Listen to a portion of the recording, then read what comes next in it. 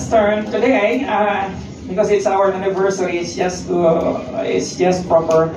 I think that we are going to talk about bread, and the title of our message today is the bread called "What Is It?" Have you encountered a bread called "What Is It?" Now this morning you're going to have one. And so turn with me to Exodus chapter 16, verse 14 to 16. And ito po ang sinabi. When the dew was gone, these thin flakes like frost on the ground appeared on the desert floor. When the Israelites saw it, they said to each other, "What is it?" Okay? Ano yun? Ano ito? For they did not know what it was. Moses said to them, "It is the bread the Lord has given you to eat." Then we will jump to verse 31, and it says there, the people of Israel called the bread manna. It was white, like coriander seed, and tasted like wafers made with honey. May the Lord add more blessing upon the reading of His Word. Let us pray. Okay? Panginoon, kami po ay nagpapasalamat sapagkat napakabuti mo sa bawat isa sa amin. Dalangin ko, Lord, na sa umagang ito, sa buong maghapong ito, we will taste of that manna, the real manna that came down from heaven. Lord, dalangin ko na matikman at malasahan at mabusog kami ng mana na nanggagaling sa langit ngayong umagang ito, Panginoon. Lord, salamat po sa gagawin mo sa bawat isa. Sa iyo ay pinagkakatiwala ang buong maghapon. Sa ngalan ng Ama, ng Anak at ng Banal na Espiritu Santo. And everyone would say, Amen! Alam nyo, especially for our guest, ako po ay sugar challenged. Kung hindi nyo alam kung ano yung ibig sabihin ng sugar challenge, diabetes yun. Okay, that is just a cute way of saying diabetes. Okay, sugar challenged. And so I'm very careful about my diet. And so palagi po ako naghahanap ng bread because I really love bread. And I did my research, ginugol ko siya, and I found out that there are two bread na very unique and very a special bread, and that special bread is called Ezekiel bread. And and out of curiosity, I went to 360 and got one loaf, and there is a verse in the Bible that says in Ezekiel that this is the ingredients of this bread, and it is low carb, and it is very suitable for me as a diabetic. And then may nakita pa akong isa, pinsan nitong Ezekiel bread. At ang pangalan niya ay Genesis bread. Oh, finally, a bread for pastors and believers. Okay. And today, we are going to talk about bread. And the name of this bread is even more amazing because it is even awkward for me or for us to name this as what is it? And yet, sa ibaba, nakalagay dyan, Israel called the bread manna.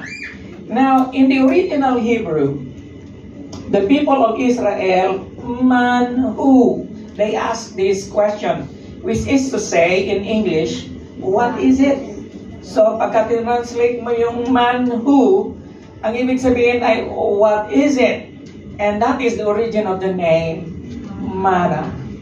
Okay? Because certainly that was the first time they saw a wafer-like bread. Now it is tiny, and yet it is a bread. The Hebrew name is man, and that gave us the word manna. Now let me give you a background of the story. Now Israel came out of Egypt. Alam na natin yon na pinalaya sila ng Panginoon sa Egypt because of their slavery for how many years? 300 years. Okay? 300 taon silang naghirap doon. Pinadala ng Panginoon si Moses. Nakalaya silang lahat. Tumawid sila sa Red Sea. And before they arrive at Sinai, you remember Mount Sinai? Yes. Mount Sinai, doon nanggaling yung Ten Commandments, remember? Yes. Now, 2 buwan pa lang silang nanggaling sa Egypt. It was 2 months ago that they came out of Egypt. And Israel, alam nyo, pagka, kung ikaw ay katulad ng asawa ko, pagka, nung pumunta kami sa Papua New Guinea, may dala niya, pati sink. Okay? Pati kitchen sink, dala niya. Hindi naman, ano lang yun, metaphor. Okay. Everything, dala niya lang lahat, kasi nga, ina-anticipate niya na matagal kami doon, nagdala kami ng isang box na S26 dahil si Joan ay still a kid. Okay? And still an infant pa lang. And so, pagkatapos ilang weeks, naubos din yung S26. Okay? And katulad ng Israel, mayroon silang provision for 2 months. Nagbaon sila. Akala nila ay mararating nila yung promised land in 2 months. And in reality, kung tutuusin, kaya nilang abutin ang naglalakad lang sila, wala pang NTR noon. Okay? So, naglalakad lang sila from Egypt all the way to Canaan. Na-estimate nila na 2 months lang. And so, nagbaon sila enough for 2 months. And yet, pagdating ng 2 months, they are nowhere near Canaan land. And that is the beginning of complaining. Amen? And so they began to complain. Sabi nila kay Moses, why did you bring us here just to die in the wilderness? Oh, we remember Egypt. It is good to be in Egypt. Kahit na kami ay mga alipin doon, at least kumakain kami ng bread and meat. And the Lord just answered them. The Lord responded with a promise that He is going to give them meat that night. And it happened. And then He promised that I am going to rain down bread from heaven. Uulanin kayo ng tinapay galing sa langit. Okay? Now, nung gabing yun, ay nagkatotoo nga. Dumating yung mga doves, dumating yung mga pigeons pala. Okay? And it settled all over the camp of Israel. Can you imagine? 1 million Israel was there. And yung mga pigeons ay talaga namang sila ay dumapo doon sa kampo ng Israel. I think thousands and thousands and probably a million of them came down and they ate meat. Kanya lang nagalit ang Panginoon kasi siguro talagang sabik na sabik sila sa pagkain ng meat. Hindi na siguro sila nagpasalamat. Abay lumabas sa kanilang nostril yung kinakain nilang meat. And that was the end of it. Hindi na nagpadala ulit ng meat ang Panginoon all their journey in the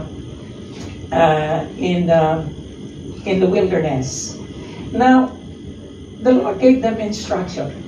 Kinabukasan nandiyan na nga ang itong mga wafer-like bread sa buong camp ng Israel. You could just imagine if you close your eyes, umuulan ng tinapay. Okay? And then He said, sabi ng Panginoon sa kanila, you must gather an omer per person and twice on the 6th day to cover for the Sabbath. Isang omer lang. Now, ni-research ko sa internet kung ano yung omer. 2 litro. Now, sabi ko, ilang kilo ang 2 litro?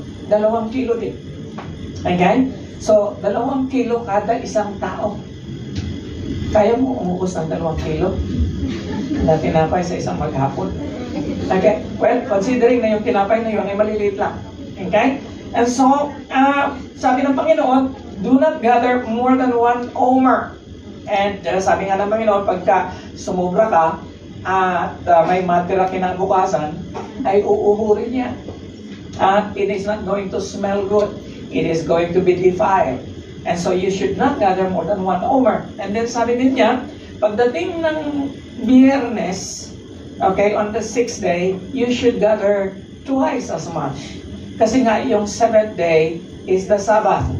Okay? So, ang pagpapala ng Panginoon, doble sa Biyernes. Dahil pagka Sabado ay Sabbath, hindi darating ang hindi uulan ng tinapay, hindi uulan ng mana on the 7th day. Hallelujah. You see, can you imagine? Think about it. Manna has become just a staple food of Israel. Okay? What a privilege. What a provision. Hindi mo na kailangan magtanim. No need to cultivate. No need to harvest. Paggising mo sa umaga, pagbukas mo ng tulda, andyan na ang pagkain. And you can make anything out of it. You can bake it. If you want a different kind of bread, you can bake it again. You can boil it. Anything. And this is free. Walang fertilizer sa langit. May fertilizer kaya sa langit. Wala, Hindi ito GMO. Okay? Suitable. Can you imagine? They survived for 40 years just by this bread. Hello? Okay. Now, one of the things that I like about this manna is this. Sabi ng writer ng Psalms, this must be David's Psalm. And in Psalm 78, verse 24 and 25, it says there, He rained down manna for the people to eat. He gave them the grain of heaven. Men ate the bread of angels. Hallelujah. Can you imagine eating the bread of angels? Now, sana all. Sana ganun yung mangyari sa atin. Hindi nyo na kailangan pumunta dito sa Hong Kong. Pagbukas nyo ng pintuan, nandiyan na siya. Amen. Hallelujah. And yet, we have something far better. Because this bread that rained down from heaven is just a symbol of the only bread, the genuine bread that God has prepared for all of us. And one time He said, I am the bread of life, and His name is Jesus. Hallelujah. Hindi lang siya pagkain ng mga anghel, siya na mismo ang bumaba galing sa langit. Okay? Jesus, in His model prayer, admonished us to pray, give us this day our daily bread. And so, there are 3 things. Kasi anniversary natin ngayon. I don't want to spoil your day. I will only have 3 points. 3 bagay lang nais mong ipahatid sa inyo ngayong araw na ito. Ang title ng ating message ay The Bread Called What Is It? I'd like us to answer that question. Ano nga ba itong manna? What is it to us today? Ano itong manna para sa atin ngayon? Ano ang manna para sa iyo ngayong araw na ito? Okay?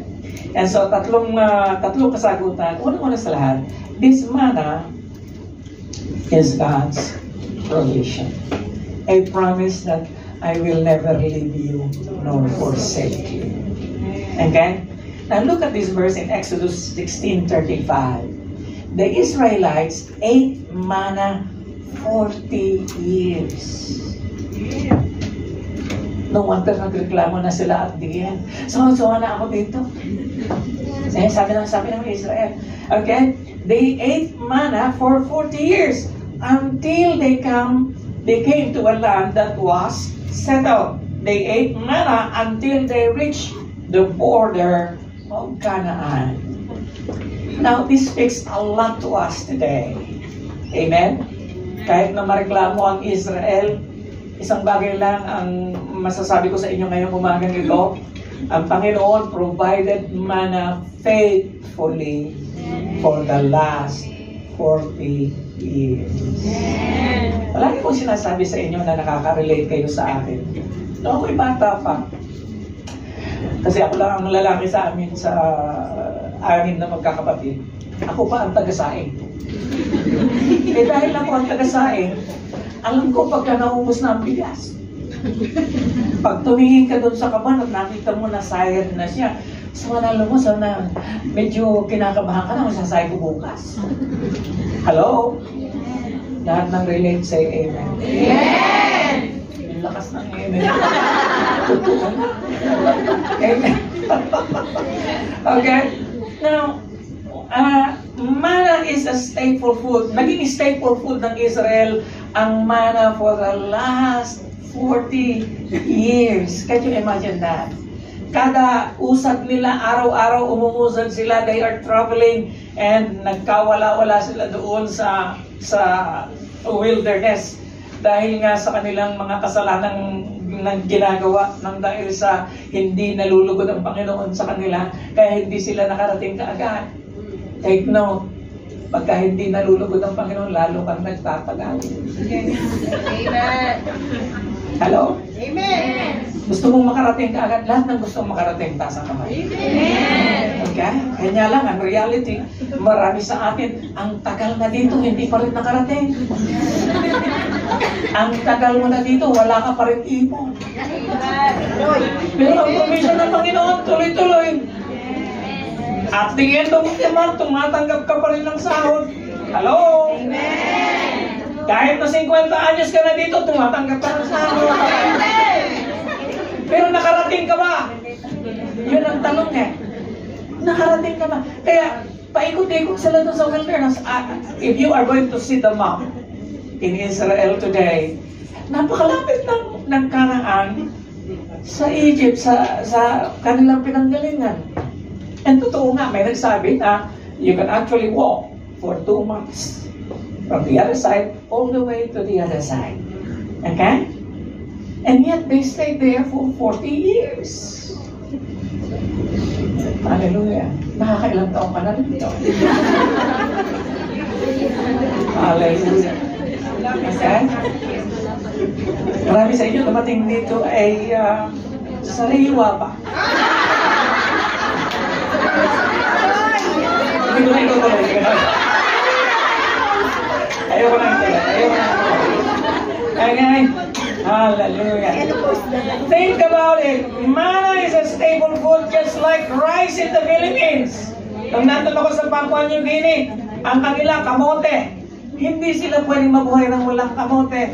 Kahit na ang sasarap ng ulam, naghahanap pa rin ng kamote. Ano ang ulam kung walang kanin? Yes. Amen? Amen. Hallelujah. Pagdating ko naman doon sa Uganda, ang kanilang staple food ay banana. Okay? Saging. Ayaw natin ng saging. Ayaw natin ng kamote. Gusto natin ng ugly rice.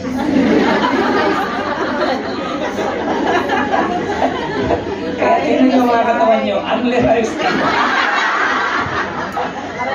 Okay. Yes, kasi nga, sobra ang gathering ninyo eh. Dahil sabi ni Lord, 2 kilo lang. Okay? Isang kilo, yes, 2 kilo lang. Sumusobra. Okay? 3 cups daw. Most of the time, we wish that we would have more besides it. Okay? Naranasan ko lahat yung naranasan ninyo. Nag-ulam ng asin sa kanin. Yes. Yes. Nag-ulam ng mantikang yung Toyo. toyo. Toyo may mantika. At saka kape. Hello? Lalo na pagkatutong. Right? Hallelujah. And yet, we wanted to have more besides it, but when hunger comes, we eat it. And we survive.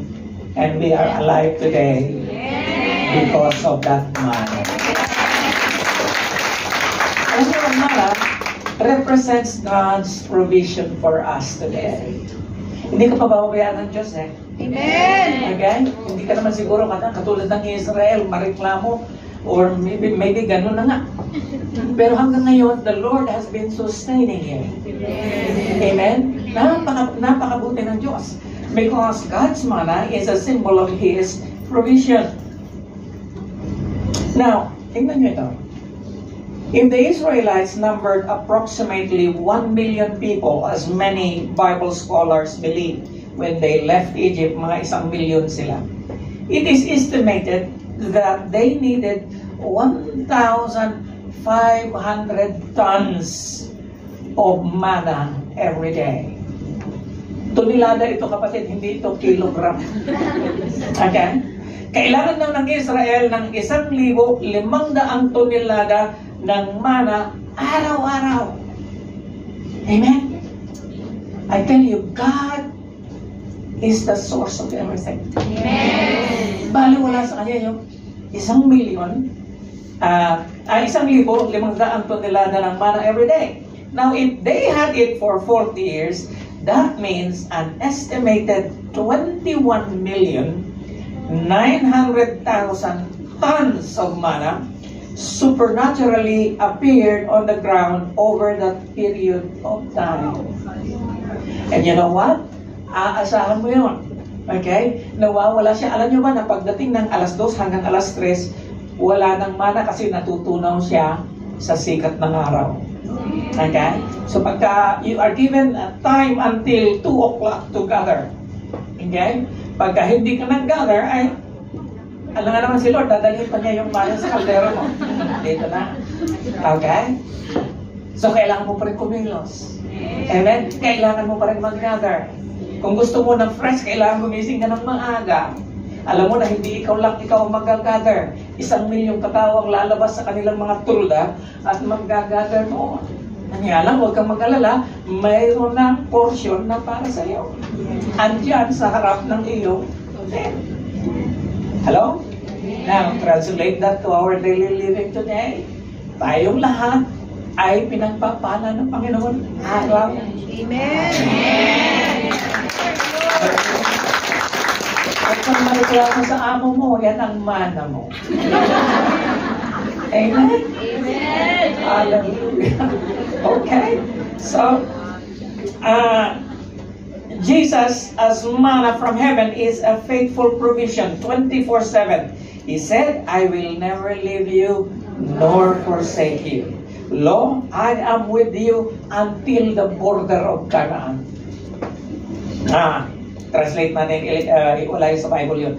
Lo, I am with you until the ends of the earth. Or until the end of the age. Amen? Hallelujah. Hanggang sa pagputi ng buhok mo, kasama mo ako. Amen. Sabi ni Ron. Okay? Amen. Hallelujah. And so, kung ganun ka-faithful ang Panginoon sa kanyang provision, di tayo dapat nag-worry. Di tayo dapat nababahala. Okay? Sabi nga ng isang manunulat, never go hungry while the daily bread of grace is on the table of mercy. Huwag ka raw magutom dahil ang araw-araw na provision ng bread ng biyaya ay nasa habag ng Diyos. I have been young and now I am old, sabi ni David. Si David yun, hindi ako. Sabi ni David, ako ay bata na noon at ako ay matanda na ngayon, but I have not sinned. Hindi ko minsan nakita ang mga righteous, ang mga matutuwid ng Diyos ay forsaken, nor his seed, ni ang kanyang mga anak, begging for bread. Amen? Alam niyo ba na hindi mahirap ang Pilipinas? Okay, confess, mahirap lang kami. Eh bakit narito ka? Okay? Libo-libo ang ginastos mo para makarating ka dito, sumasahod ka ng sangganon. Okay? And yet, ang mentality pa rin natin tayo ay mahirap.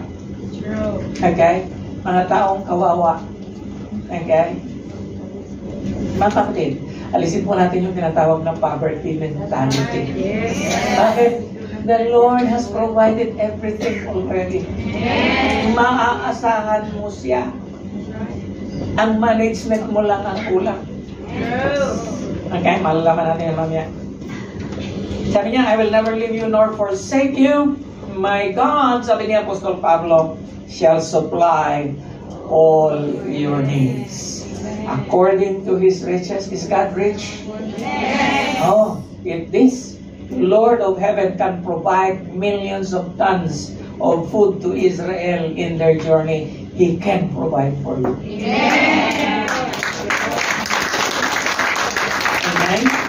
Amen? He will supply all your needs according to His riches and glory in Christ Jesus. Si C.S. Spurgeon sabi niya, get nearer to Jesus and you will find yourself linked more and more in spirit to all who like yourself are supported by the same heavenly manna. Dikitan mo daw ang Panginoon. Okay? Our provision is always tied up to our relationship with the Lord. Ang ating provision ay laging nakatali sa ating relationship sa Panginoon. Okay? We better get sure, we better nurture that relationship so that our provision will always be there. Now that brings us to the second. Now, sabi natin kanina, God's provision, and ngayon naman, it is man's probation. Say the word with me. Probation. Minsan, pag nag-a-apply ka, lalo na sa Pilipinas, meron kang tinatawag na probationary period. Narinig mo na ba yan? Yes. Ano ibig sabihin ng probationary period? Ibig sabihin, hindi ka pa regular. Again, susubukan ka muna kung ito ba ay suitable at maayos ba ang iyong performance at pwede ka ba na mapagkatiwalaan. Hello? Now, ang Israel was under probation during their wilderness journey. Marami sa atin hanggang ngayon, di pa nakakarating sa Kanaan. Kasi minsan, ini-interpret natin na ang Kanaan ay langit. Okay? Maybe not, maybe yes. Okay? And that would be for another time. But anyway, you and I are always under the probation of God. Sinusubukan tayo ng Diyos. Okay? Tingnan ninyo itong verse na ito. He humbled you. Hinahumble ka ng Panginoon. Kung mabagsik ang amo mo, hinahumble ka ng Diyos. Hindi mo na napansin sa Pilipinas, ikaw ang sumisigaw pagdating dito. Hello? Yes. Okay? Hindi mo napansin, pag nung nasa Pilipinas ka, ikaw ang mabagsik. Ino-order mo lahat. And even your husband will bow to you. Pero pagdating dito, ikaw ang bow ng bow. Yes, ma'am. Yes, ma'am. Yes, sir. Hello? He humbled you, causing you to hunger. Can you imagine God causing Israel to hunger? Hunger for what? No, they were not hungry with manna. They were sustained for the last 40 years, but they were hungry for extra things in life. Okay? Man shall not live by bread alone, kailangan may palaman. Hello? Naghahanap sila ng ulam eh. Okay, lagi na sinasabi, naalala namin yung mga pangsahog namin. Okay, they were saying that. We remember the leeks, sibuyas. We remember the many things that we used to cook with in Egypt. Now, did the Lord gave them that? No. But He gave them manna. Minsan gusto natin na prayer mo ng nando ka sa Pilipinas. Lord, pagdating ko sa Hong Kong, sana may sarili akong kwarto na may TV.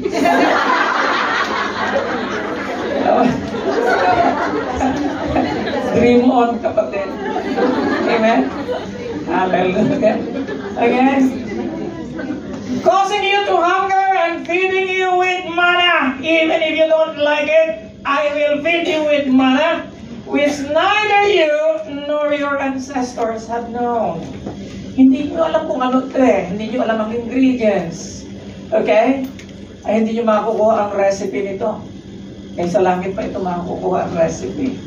To teach you, and so there are two things that God wanted to accomplish with Israel in the same way that God wants to accomplish with us. Na tayo ay magkaroon ng humility. Sabihin mo sa katabi mo, huwag kang mayabang, kapatid. Yes?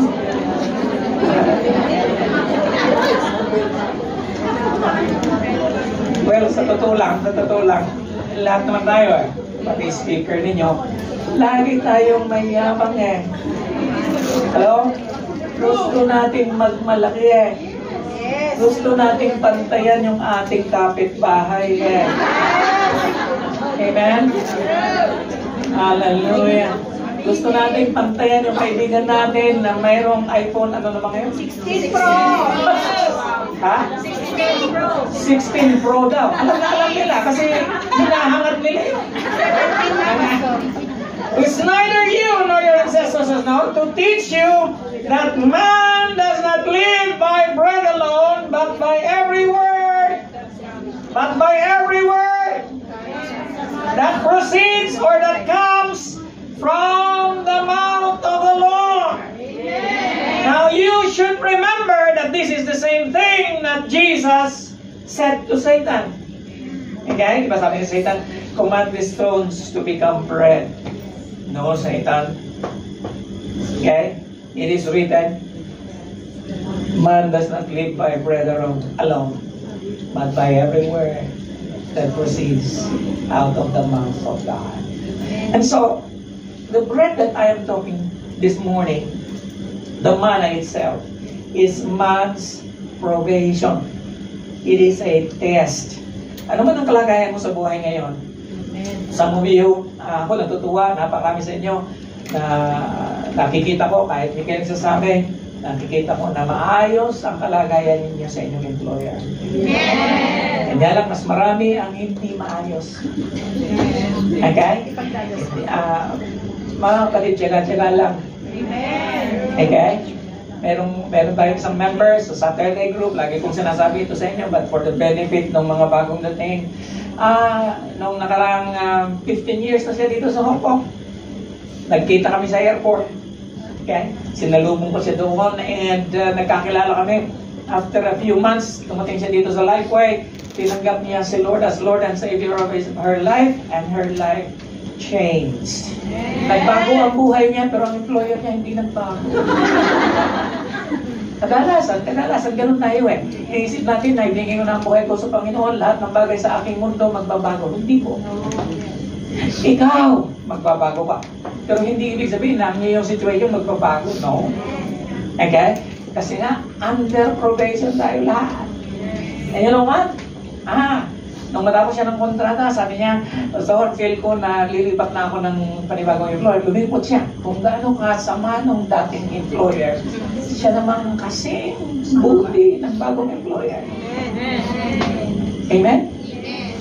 I want you to understand na kapatid na ito naging faithful since the very beginning until today. Okay? Pauwi na siya sa Pilipinas. Okay? Alam niyo, ang mga nagiging faithful, nakaka-uwi ka agad.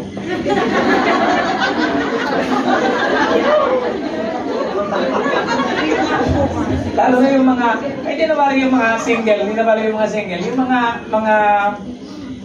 mga may asawa, my desire is, pag maayos na inyong kalagayan sa buhay, nakaipon ka na, and regarding this woman, nakaipon na siya. Okay? Nakapagpatayo na ng bahay. Piling ko rin pag yun. Hello? You know what? Hindi ako prosperity preacher. But I believe in prosperity. Hindi ko lang siya pinipreach. Kasi nga, hindi yun ang priority ng scripture. Prosperity happens because of obedience. Prosperity happens when the Word of God becomes a part of our life. Alam niyo, hindi problema kay Lord na pagyamanin ka Ang problema lagi, ikaw at saka ako.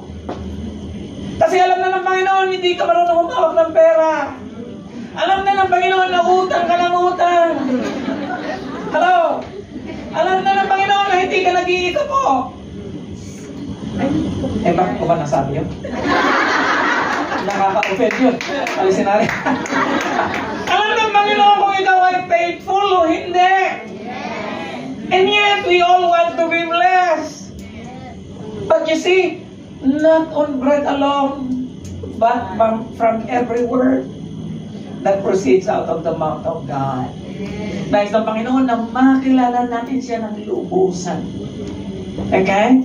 Kasi nga, sa ating panahon ngayon, napakaraming mga Kristiyano na gospel ignorant na tinatawag. Ang tagal na sa church, pero wala pa rin alam. John 3:16 pa rin. Amen? Hallelujah. Mabuti na lang nadagdagan kayo ng 14 and 15 ng nakaraang linggo. Diba? Hallelujah. Okay? So, probation is a test observing the character and abilities of a person for a suitability to a job that God wants you to become. Kasi, iniligtas na ng Panginoon, may plano sa Lord sa buhay mo, merong kang part sa great work of salvation. And so, here is the test. Huwag mo sabihin na ikaw lang. Moses said to them, "Let no man leave any of it until the morning." Huwag kayong mag-iiwan hanggang para bukas. But they did not listen to Moses. And some left part of it until morning. And it bred worms, became foul. And Moses was angry with them. Okay? Simple lang, ayaw ni Lord ng panahon yun na magtabi sila hanggang kinabukasan. Bakit? Kasi kung hindi nga naman siya magiging stay, dadamihan nila ng kuha. Ganun ang human nature natin, di ba? Gusto natin mag-hoard. Okay? Hoarder man tayo. Okay? Daan ka dyan sa palengke, may sakman o hindi ka, kahit na hindi mo gusto, bibili mo kasi sakman. You understand? Okay. Now, and it bred worms, became foul, and Moses was angry with them. Now again, 6 days you shall gather it, but on the 7th day, the Sabbath, there will be none. Siguro Pilipino itong Israel na ito. It came about on the 7th day that some of the people went out to gather. Nagbabaka sakali. And they found unsyami. Amen? Pagka hindi tayo sumusunod sa Panginoon, lagi tayo nauunsyami. Yes. Amen? And so I'm going to give you a key because I have experienced this all my life. Okay? Live off from the Word of God. Meaning, what do I mean when I say that? Mabuhay tayo na laging alam ang instruction ng Panginoon sa buhay natin. Bakit? Kasi nga, ang bread is equivalent to God's Word. Meron nga tayong magazine ngayon, Daily Bread. Hindi naman siya dumarating dito sa subscription na tinapay tapos nasa loob yung Daily Bread. Yung magazine, hindi. Daily bread because the bread that we eat is the Word of God. Okay? And so, we are under probation if we are going to follow His instruction or not. Okay? Kaya dahil pag hindi ka nag-follow ng instruction, sorry na lang yun. Okay? Sorry na lang yun. Di ikaiya mo lampos. Okay? Lahat ng Bisaya, taas ang pagkakas. Okay? Pagka hindi ka susunod, hindi ka talaga. At tigas na ulo eh. Amen? You will die in the wilderness. Yes. Lahat na matitigas ng ulo, namatay sa wilderness. Okay? In Jesus' name. Hindi ka ganon. Okay? So, how long do you refuse to keep my commandments and my instruction? Noong 2004, Hurricane Charlie slammed into Florida. Nabasa ko ito sa isang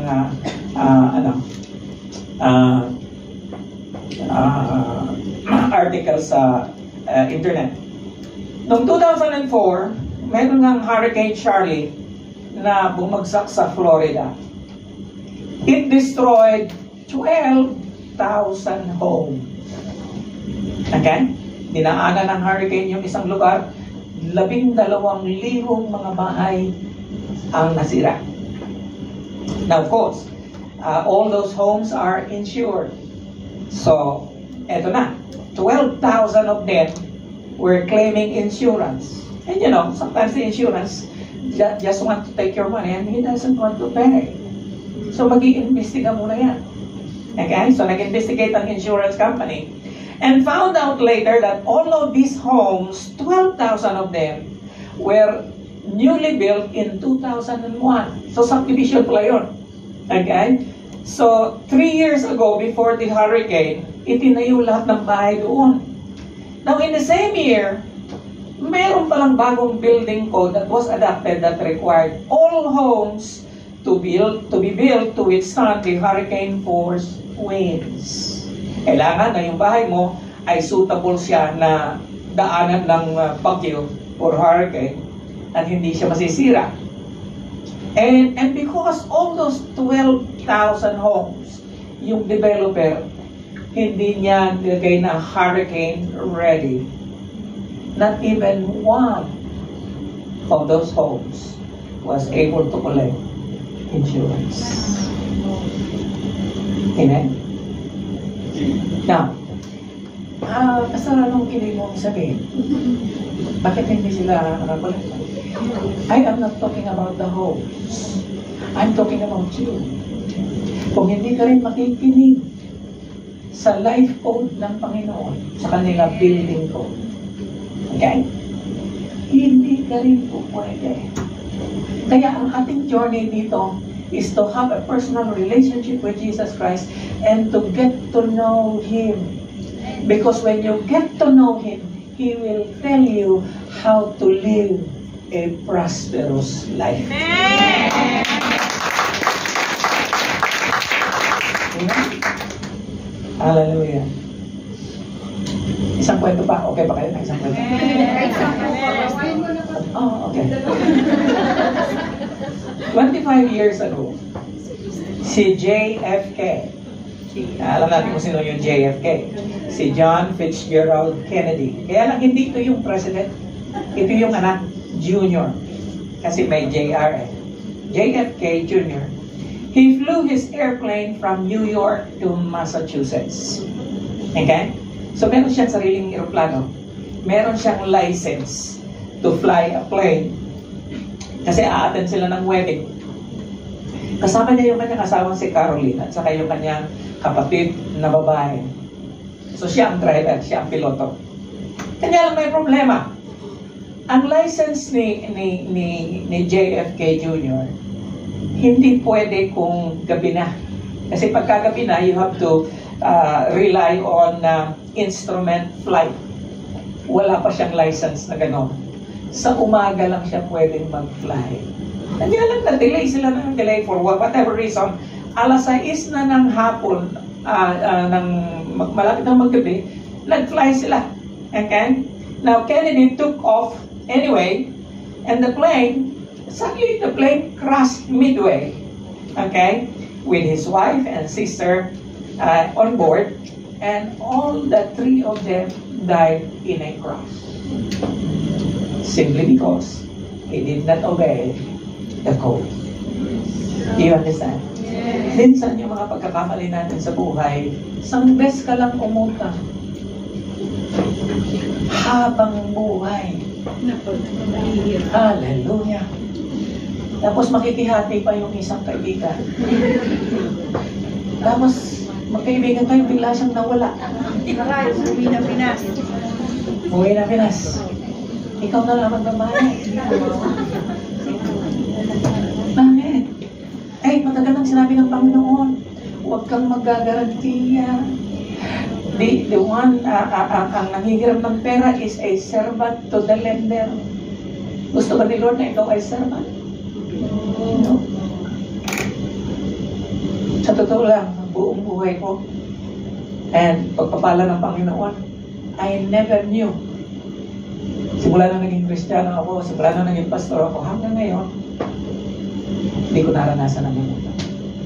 Hindi ko naranasan ang Panginoon. The Lord doesn't want you to beg. The Lord will prosper you. Okay? Hallelujah. And so,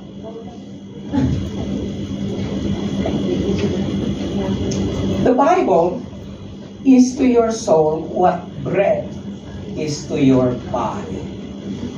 Okay? Ang Biblia daw ay para sa iyong kaluluwa, na kung saan ang tinapay ay para sa iyong katawan. You need it daily. Kapatid, don't just huwag mong asahan yung every Sunday na nafe-feed ka. Ang feeding dito, pampalakas lang yan. Pero yung araw-araw na mana, hallelujah. Gatorade lang ito. Ngayon yung iniinom mo ngayon. Okay? Pero kailangan mo ng everyday mana. Kailangan mo ng meditation. Kailangan mo na, you need to know the Lord by yourself. I cannot do that to you. The only thing I can do to you is encourage you, give you instruction just like I'm doing now. And kung ang inaasahan mo lang lagi ay ang mga pastor na nag-preach every morning, every Sunday, then malnourished ka ngayong araw na ito. Kasi Gatorade lang ang ininom mo.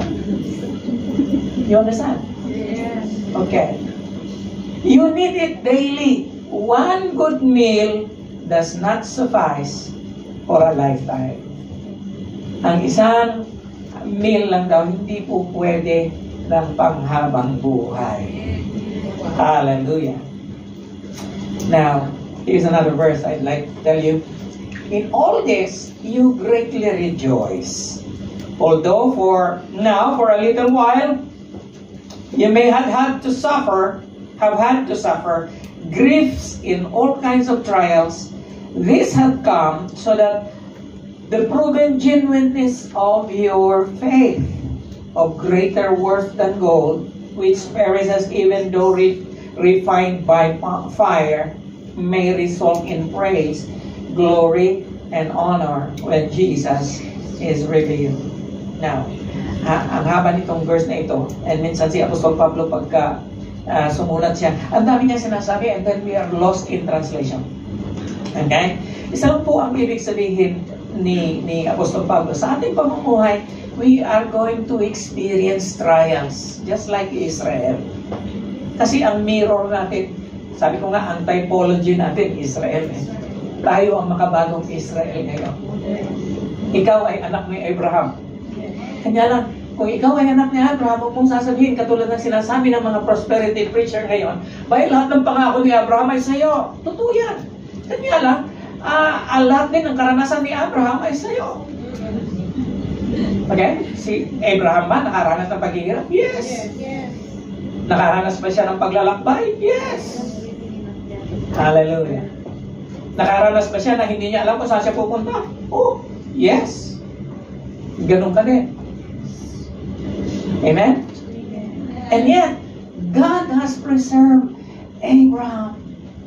And then sabi niya dyan, kahit na you suffer grief in all kinds of trials, lahat ng ito ay nangyayari sa iyo para ma-prove na genuine yung pananampalataya. You know what? Sabi ko nga sa inyo, si Lord, wala sa kanya yung mana eh. Yung mana can be provided to you every day. But the Lord is much more interested in your faith. Is it growing? Why is God interested with our faith? Because, sabi niyan, it is going to result in the praise, glory, and honor of who? Of the Lord Jesus Christ. Kumusta naman ang ating pananampalataya? Lahat ng makapagsasabi ng grow na gyud ko. Nag-grow na akong taso kamay. Kaya naman parang kang failure ako as a pastor kung hindi ka nag-grow. Kaya pakitaas na lang ng kamay. Hallelujah. Amen. We need to grow from glory to glory. Pag nag-grow ka, pag nagmamature ka, ang naluluwalhati, hindi naman si pastor, ang naluluwalhati ang Panginoon. Pag-sabi sa katabi mo, last na. Okay? So, first, ano nga ulit sabi natin? It is God's provision. Then it is man's provision. Ngayon naman, it is Christ's proclamation. Jesus said to them, New Testament na tayo, very truly I tell you. Alala ko yung aking mother-in-law, lagi niyang expression is, tell you. Okay? You know yung expression niya. Very truly I tell you, it is not Moses. Hindi naman si Moses. Kasi sabi niya, our ancestors gave us manna from Egypt. Sabi ni Lord, no. It was not your ancestor. It is not even Moses who has given you the bread from heaven. It is my Father who gives you the true bread from heaven. For the bread of God is the bread that comes down from heaven and gives life to the world. Now, ang audience ni Jesus ng panahon yun, by the way, Jesus, when he said these particular passages that I'm going to mention to you today, he spoke it at a Passover celebration in Jerusalem. Nasa Jerusalem siya, tumayo siya doon sa mataas na lugar at sabi niya, nandun yung mga tao na naghahanap sa kanya. Why? When Jesus said this, it was just a day before that he fed a multitude. Do you remember he fed 5,000 people by just 2 loaves of bread and 5 pieces of fish? Pinag-pray niya yun, tinas niya, and then siyang punit ng tinapay. Bay, dumami yun at napakain niya ang 5,000 katao. Pati na yung isda, dumami din. Meron pang extra na 12 baskets. Wow! Now, ang sabi ng Panginoon, it was just a day before that he fed a multitude. So, nung pinakain niya yung mga tao, sinundan na siya ng mga tao. Lumikas siya sa ibang lugar, sumakay siya ng boat, hinabol siya ng mga tao doon. Now, Jesus kind of rebuked them gently, saying, you are not looking for me, not because you saw the signs, but because you were filled with bread the other day. Okay? Hindi niyo ko hinahanap dahil, in fact, they wanted to make him a king. And he declined. No, that is not my purpose. You were looking for me not because you saw the signs, but because you were filled with bread. It is as if the Lord is telling us today, huwag mo hanapin ang Panginoon ang dahil sa provision lang. Hanapin mo siya for who He is. The provision will come. Amen? Kaya, siguro i-change natin ang ating prayer language. Do not always pray, Lord, bill mo ko nito, bill mo ako nito. Or Lord, provide mo ako nito, ang haba ng listahan mo. Provide mo ako nito. I think we need to pray most of the time like this. Lord, reveal yourself to me. Lord, reveal yourself to me. Sino ka, Panginoon, sa buhay ko? You see, I started praying that way. Hindi na ako nanghihingi sa Panginoon. Alam na niya eh. Hello? How many of you believe alam ni Lord kung anong kulang sa'yo? And He will provide that. No. Go for a higher prayer. Kasi ito yung prayer na hindi mo pa na ipag-pray. Siguro, ang tagal mo ng Kristiyano, hindi ka pa nag-pray ng ganito na, Lord, i-reveal mo ang sarili mo sa akin. Panginoon, gusto ko kang makilala ba? Pag sinabi mong gusto kong pang makilala ang Panginoon, hindi naman siya magbibigay sa iyo ng pangitain ng Bible. Kasi ang Bible nandiyan na. Nasa mobile mo nga eh. Hindi mo lang binubuklat. Okay? So, aside from praying that, you begin to meditate on God's Word. You know what? It is very powerful. Isa lang ang ibig sabihin nun. Na you are not concerned anymore about your personal needs because you believe God is going to provide them. Amen. You go higher. Lord, increase my faith. Okay? Lord, i-increase mo ang aking pananampalataya. I want to know you more. I want to obey you more. I want to see your glory. Those are the prayers that God wishes that we should pray. Amen. Amen? Kasi standard ang prayer na yun, Lord, ang mga anak ko, kakagulo sila sa Pilipinas, Lord, yung asawa ko, hindi na balik. Okay. Hindi ka sa Amen. Now look what Jesus said next. Do not work for food that spoils. Now, he is kind of telling his audience about what happened in the wilderness journey. They were working for food that spoils, but for food that endures to eternal life. Amen? Hallelujah.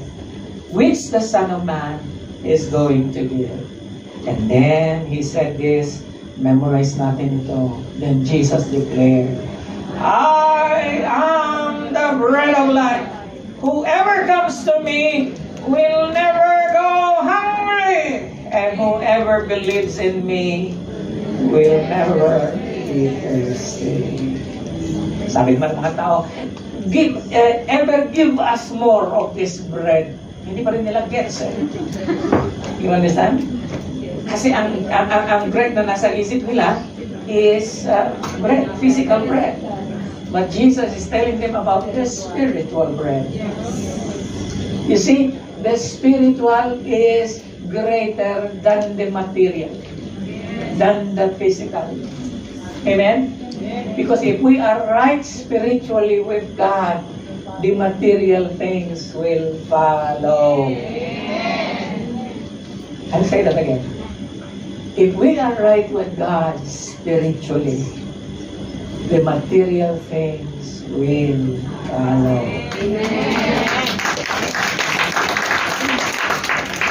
And it's just another version of that phrase that we really like in Lifeway. If you take care of the things of God. And what are the things of God? His Word. Okay? Para sa ating message ngayon, yung kanyang salita. Mas priority ng Panginoon ang salita niya. Okay? Hallelujah. And if you take care of the things of God, He is going to take care of the things of yours. Hello? Okay. And then he said in John chapter 6 verse 58, this is the bread. Ito na yung tinapay na nanggaling sa langit. Unlike your father who ate manna and died, the one who eats this bread will live forever. Woo! Hallelujah. Amen? Sino dito ang gusto maging immortal? Taas ang kamay. Well, ako gusto ko. Yun ang promise eh. He who eats this bread will be immortal. Now, hindi ko sinasabing physical death, hindi na mangyayari. Mangyayari pa rin ha. Kanya lang yung tinatawag na death which is separation from God is no more. Meaning to say, pag namatay ka ngayon or kahit praise God, kung hindi ka namatay at bumalik ang Panginoon, you are going to have fellowship with God forever and ever and ever. Where? In heaven. Siya ang ticket mo sa langit, kapatid. Amen? Amen.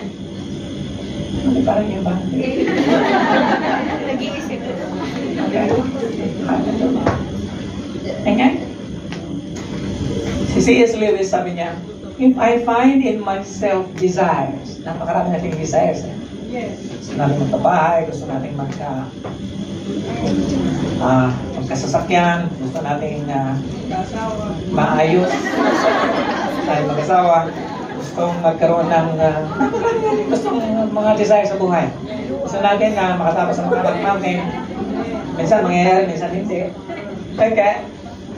If I find in myself desire which nothing in this world can satisfy, and let me tell you this, nothing can satisfy you. Sasabihin mo, pag nakabahay na ako, satisfied na ako. Dami na nagsabi sa akin yan. Hanggang ngayon, hindi pa rin satisfied. Nandiyan pa rin eh. Kaya? Hello? If you find in yourself desire which nothing in this world can satisfy, the only logical explanation is this: you and I are made for another world. I like that. Ikaw at ako are destined to be in another world. And the life that we have right here is just a preparation for the life beyond this one. Yung ba, parang ayaw nila. Kasi nga, ganun tayo eh. We labor so much for the things that will fade away. Alam mo, pag dumating ka na ng 60, katulad ko. Pag 60 ka na katulad ko, you begin to be reflective.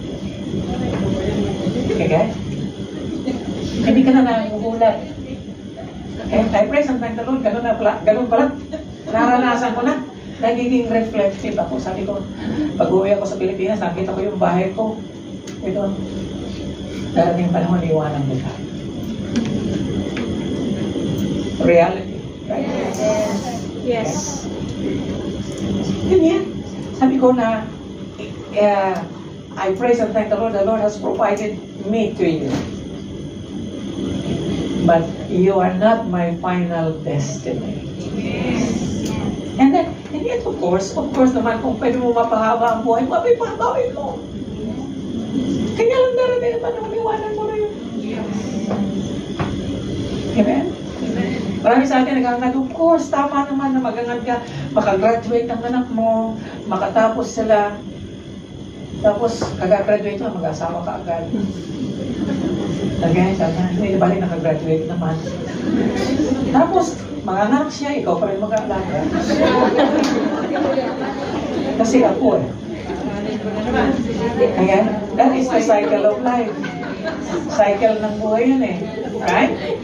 And yet, I want you to remember this. I want you to remember this. In heaven, there are no more apples to take care of. Okay? There are no more husbands to bear with. There are no more employers. Hallelujah, to say yes ma'am, yes sir. There is only one thing that will be there, and His name is Jesus. Hallelujah. Now, this is the last slide. Okay?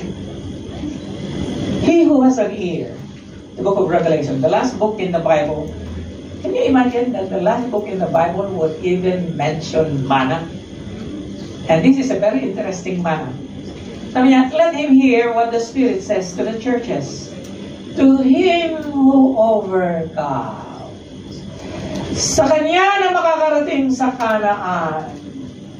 Sa kanya na hindi magiging casualty. Okay?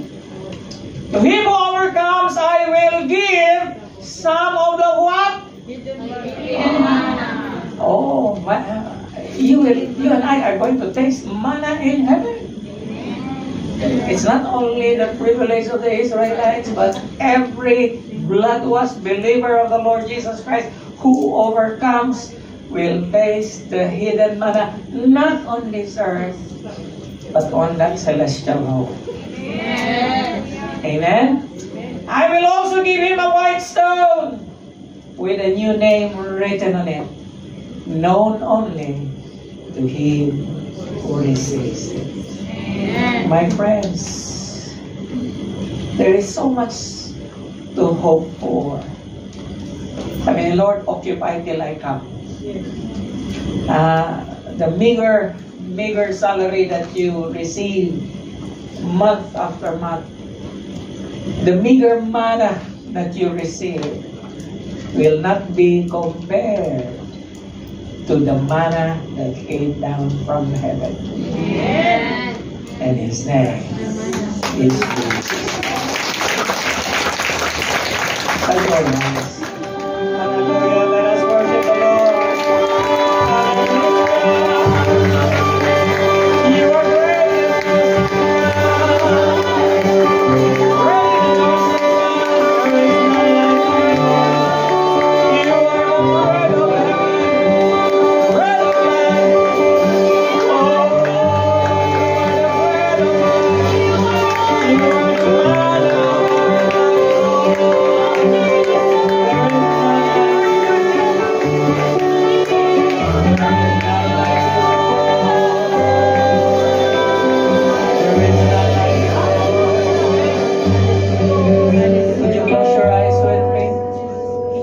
As you close your eyes, if you are here this morning and you are struggling, nag-struggle ka sa employer mo, nag-struggle ka sa pamilya, nag-struggle ka sa pang-araw-araw na trabaho, o maaaring nag-struggle ka sa kinabukasan, kapatid, I'm going to offer you the bread of life.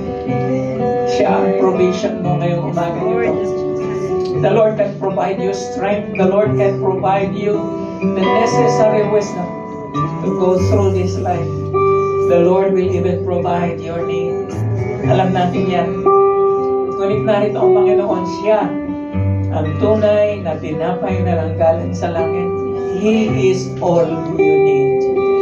Kung narito ka, you are discouraged, and maring naririto ka, and you are may sakit ka, mayroon kang kahinaan sa katawan, maybe you are in pain. I give you Jesus, the manna that came down from heaven. You can have Him this morning. Kung naririto ka, putol ang ugnayan mo sa Panginoon. Maaaring kilala mo siya in the past, maaaring meron kang fellowship sa Kanya in the past, ngunit naputol yun. Kapatid, huwag kang magagamot, huwag kang nahihiya ka sa akin o kanino man. Kasi lahat kami katulad mo lang makasalanan. Lahat kami katulad mo lang nag-i-struggle. Ngunit kapatid, hindi mo pagsisisihan ang desisyon na gagawin mo ngayong umaga nito. Kainin mo ang manna ngayon. Eat that manna that came down from heaven. And the Lord is going to be your sufficiency. And the Lord is going to give you eternal life. Buhay na walang hanggan. Buhay na walang hanggan. And so, lahat po ng binanggit ko ngayong umaga nito, kung isa ka roon, you are suffering or you are in pain, or maybe you just want to be reconciled with God, would you lift up your hands? Just lift up. Yes, thank you for those hands. Yes, yes. The bread of life is in our midst. Ang tinapay ng buhay nasa ating kalagitnaan. Hindi ako yun, kapatid. Isa lang ang itinataas natin dito. Si Lord, the Lord of heaven. His name is Jesus. His name is Jesus. Lift your hands higher. Lift your hands higher. Yes. As you lift up your hands, tell the Lord, Lord, ikaw na nasasaktan, ikaw na may pain, ikaw na may something is wrong with your body. Tell the Lord, Lord, I am in pain. Give me your bread. Give me your bread, Lord. I receive your bread. Ikaw na gustong pagbalik loob sa Panginoon, sabihin mo sa Kanya, Lord, I just want to have you in my life. Give me your bread. Give me your bread. Hallelujah. Ikaw na nadi-discourage. Ikaw na nag-aalinlangan sa kinabukasan. Tell the Lord, Lord, I receive you as my bread of life. Tayo po'y mananalangin. I want you to follow me in prayer. Sa mahina lang, kung gusto mo lakasan, nasa sa iyo yun. Ngunit, sa mahina lamang, ikaw lang at saka si Lord ang makakarinig. Sabihin mo sa Kanya, Lord, salamat po sa umagang ito. Narinig ko na naman ang mensahe ng buhay, ang mana na nanggaling sa langit. Muli ay narinig ko na naman, ikaw, na maliban sa iyo wala kaming magagawa. Lord, sabihin mo sa Kanya, Lord, forgive me. Pag-awad sa lahat ng mga palpak na desisyon na ginawa ko sa buhay. Lord, pag-awad po sa lahat ng aking mga pagkakamali. Pag-awad po, Lord, sa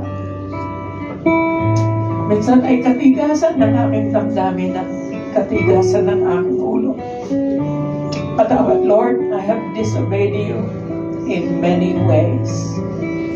And then sabihin mo sa Kanya, Lord, I just want your bread. Your bread is sufficient for me.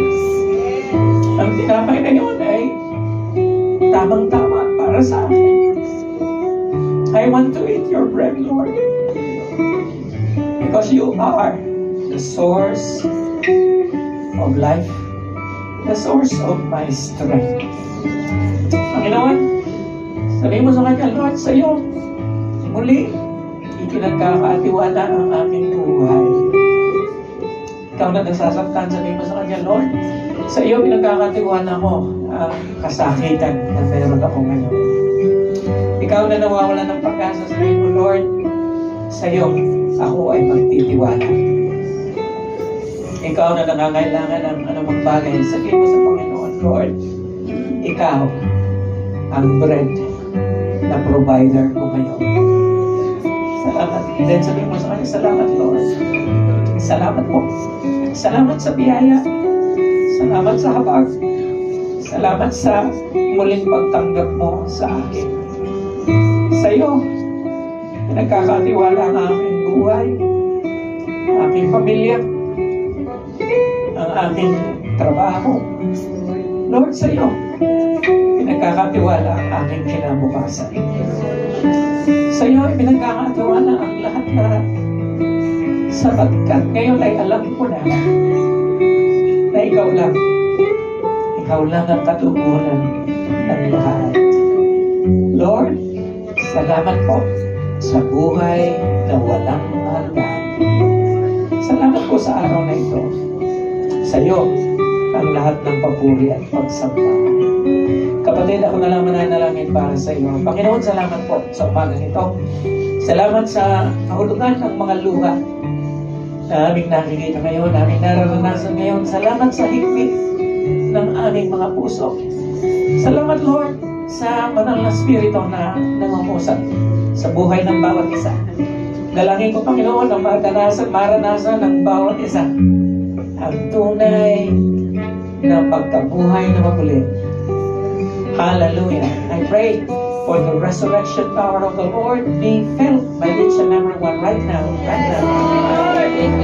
Right now, in the name of Jesus. And Lord, once again, I pray that that bread of life becomes a reality in this building, in this person, in this heart today, right now, in the name of Jesus. And Lord, ang reality ng tinatay ng buhay ay maranasan ng bawat isa.